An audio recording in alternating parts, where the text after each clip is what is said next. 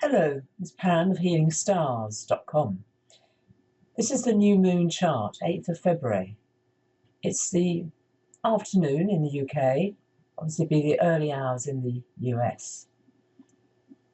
This is an exciting but also unsettling new moon. Here it is, the sun and moon in Aquarius, up here in this purple sector on my chart here, and it's set for London, my home country, my hometown, and the sun and moon are 2/3 of the way through Aquarius. Now, Aquarius is known as the water bearer, but it is not a water sign. And what's interesting that caught my eye is that at this time, the constellation that is close to the sun and moon in the sign of Aquarius is the Dolphin. And I've had the pleasure of swimming, or paddling rather, with the dolphins, and they have extraordinary energy. They bring joy, delight, and they have their own sound. If you've ever witnessed dolphins, I think you'll know what I mean.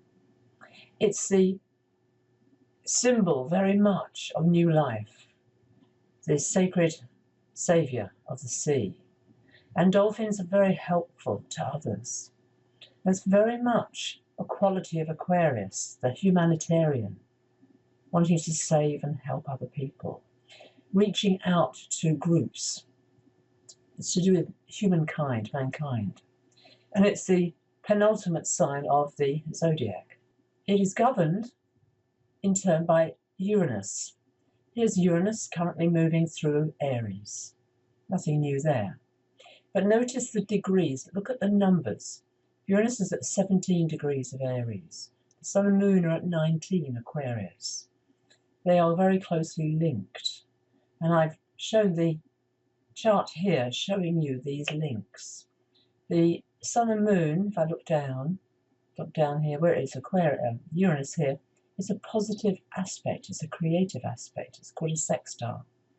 So that invention, that genius that is very much to do with Uranus, is helping us at this time.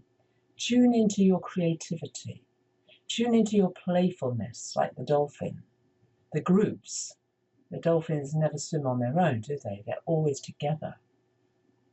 Also, the dolphin has a certain sound, sonic. They communicate in this extraordinary way, just as the whale does.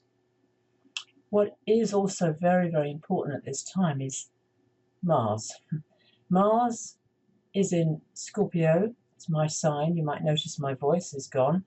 It's aggression, it's heat, it stimulates things, and of course it can cause things such as a sore throat. And Mars is at a right angle, very closely to the sun and moon. So there's an interesting mix here. Uranus wants creativity, Uranus wants change, Mars is putting the brakes on, and yet Mars is also in a very good relationship to Venus, planet of love.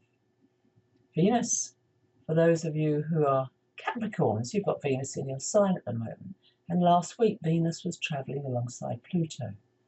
There's been a lot of emphasis on Pluto, the god of the underworld. Mercury's been connecting with it, and then Venus, both. Deep stuff. The other pattern, which is a positive, there's lots of blue. Blue is positive, basically, flow of energy. Here's Saturn in Sagittarius, and making flow to that volatile energy of Uranus in Aries. The other minor aspect, but important to mention, is that if you see the dotted green lines, they're called inconjunct.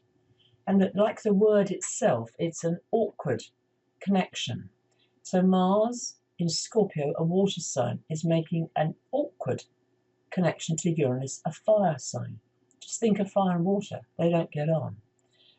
They create steam, of course. This inconjunct aspect is about letting go. It's about moving into new situations. It's about change.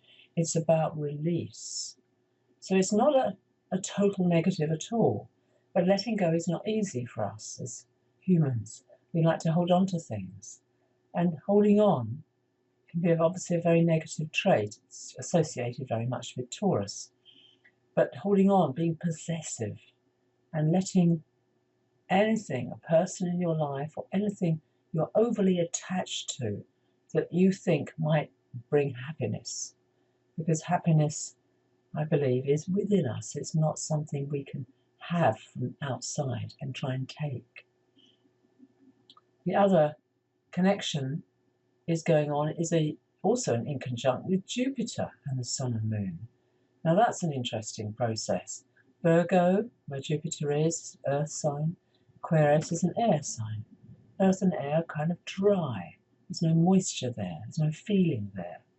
Jupiter is belief systems. So possibly getting caught in the detail that's Virgo, the dotting the I's and being very precise and perfectionism that Jupiter and Virgo can bring. We're being asked to let go of that for something higher, more of a vision, more something that really helps the world. That's this sign of Aquarius. The Mars aspect, for those of eagle eyes, is also making a very good relationship to Chiron, the healer. It's also in a very good relationship to Jupiter, and that's continuing. So there's lots of very, very good things in this new moon. And each new moon for this year, I'm tracking the new moon, connection to animals. That's why the dolphin is important. And also to make a wish list. You've got 48 hours after this new moon to sit down and handwrite what you would like to bring into your life. And I'd like you to think of the dolphin. The dolphin loves to play, and the dolphin loves humans. I once, as I said, I paddled with dolphins in Hawaii, and their birth charts were actually publicized. And what was fascinating for me as an astrologer, that each and every one of these dolphins, they are in captivity.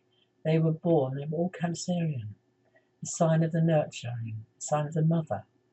And I can tell you, it's an experience I'll never ever forget. So write down your wish list. Maybe you'd like to swim with dolphins in Hawaii. Highly recommend it. Or maybe somewhere else. But look forward to speaking to you in 2 weeks' time at the full moon. I'm Pam of HealingStars.com. Thank you for watching.